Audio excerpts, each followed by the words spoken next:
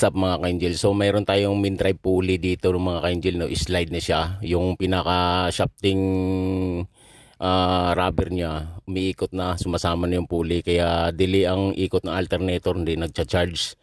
So nagbaka sakali si Mr. Bibot nagpalit ng ng alternator. So ganun pa rin ang dahilan dito pala sa min drive. Yun, buti na pa-check niya sa akin. Nagsuggest siya na delay ang ikot ng min drive pulley doon sa alternator. So yun, pinipix ko na yan mga ka-angel para wala na siyang kawala, no. Bini-welding ko paikot para hindi na siya sumama sa ikot doon sa alternator, hindi delay yung ikot ng alternator, para maganda ang charging doon sa battery. So yan, pinipix ko na yan, sinusukat ko yung min drive pulley para mapit natin doon sa crankshaft, Tara, let's go.